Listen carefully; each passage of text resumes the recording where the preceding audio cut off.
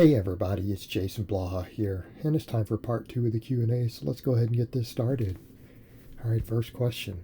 When I squat heavy, I often rupture capillaries around my eyes. I end up with a bunch of little white blood specks underneath the skin, which disappear after a few days.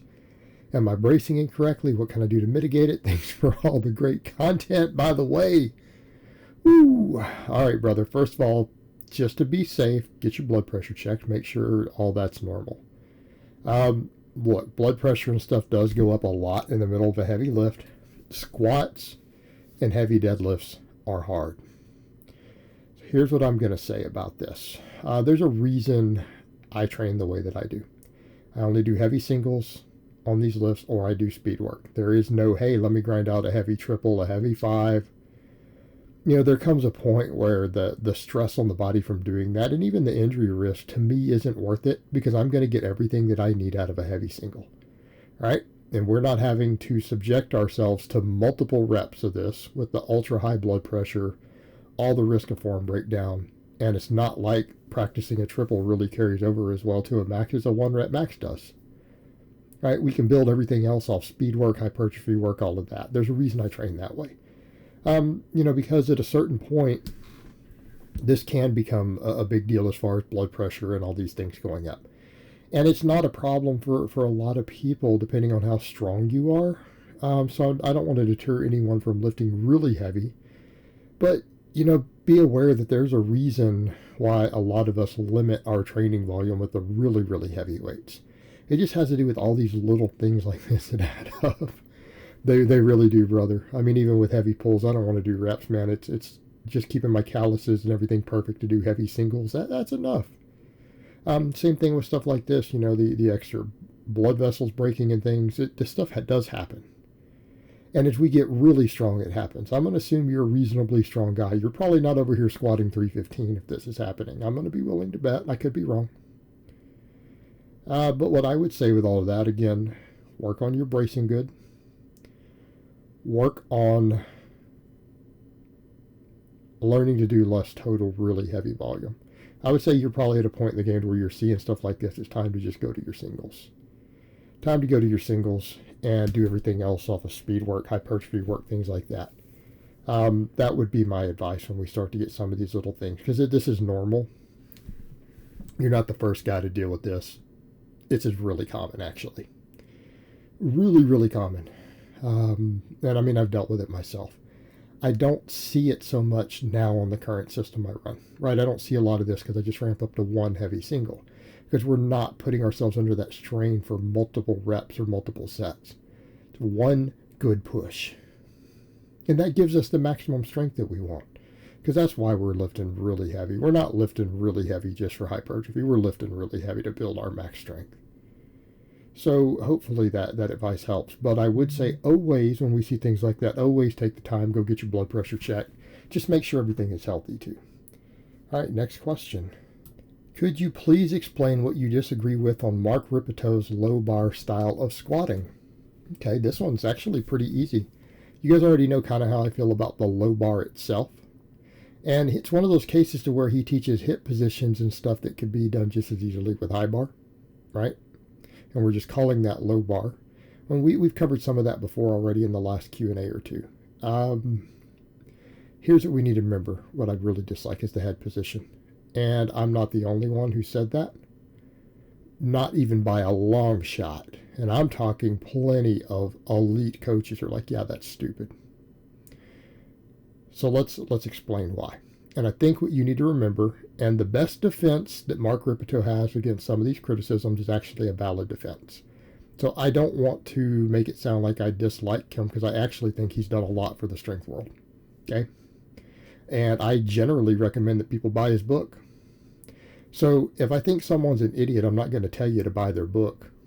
I'm not going to tell you that their book is probably something you should have in your collection. Should be mandatory reading, and I think it should. I think everyone who wants to lift should have a copy of Starting Strength, and you should read it. You should read it cover to cover. It's good resource material for you to have.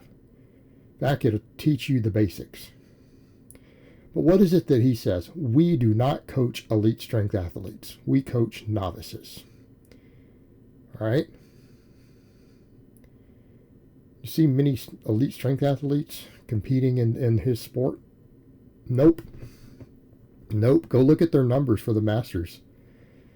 I could walk in there and crush that.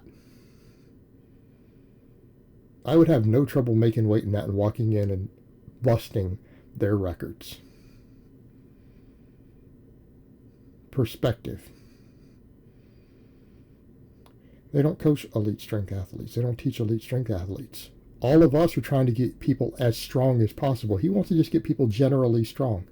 Get them through the novice phase and put a base on people. Everybody. And that's what he says. He can coach grandmothers if he wants, and he can do the same for them. And I agree. I don't have any issue with their mission statement. I don't have any issue with their target demographic and what they're teaching to them in general. Okay? I don't have the same audience he does. I want all of you to become advanced lifters. I want all of you to reach those advanced numbers on that chart as quickly as possible. Every single one of you out there. So the head down, that's the problem. That is the problem.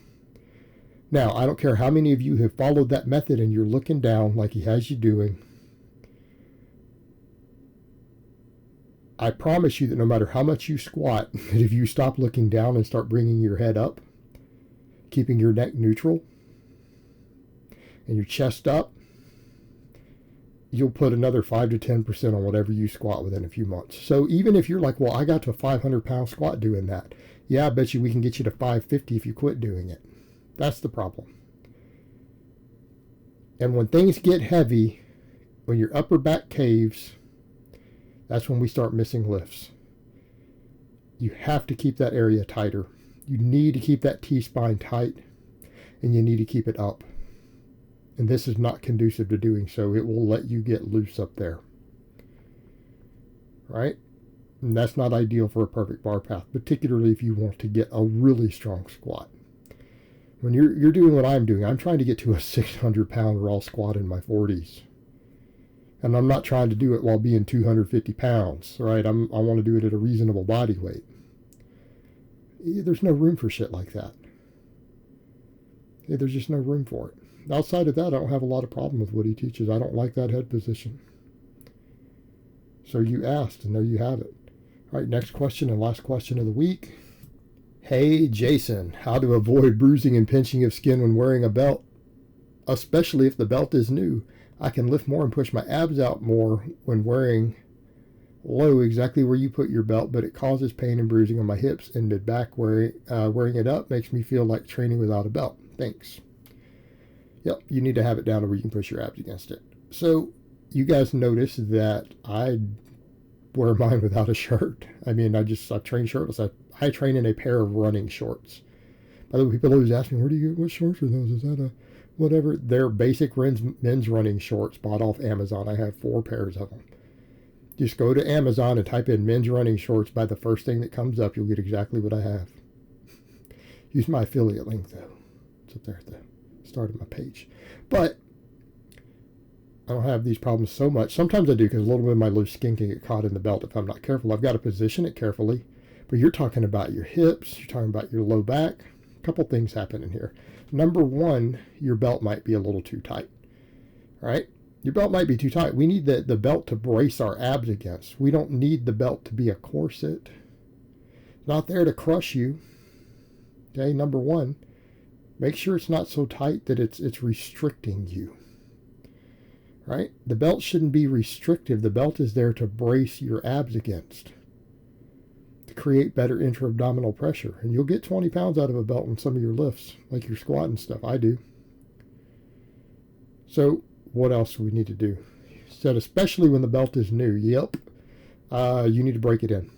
First of all, you don't ever leave a new belt unrolled. Okay, you need to always roll it up and lock it into place. Whether it's a lever or a buckle, you need to always keep it round. You probably need to sleep in it.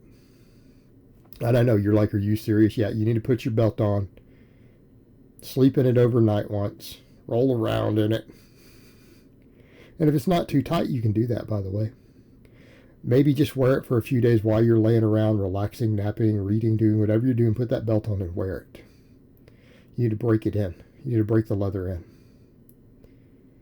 And that's part of the breaking in process. It'll help you a lot to do that.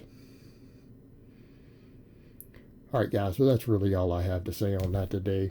I hope it's been informative, and I will talk to you guys next time.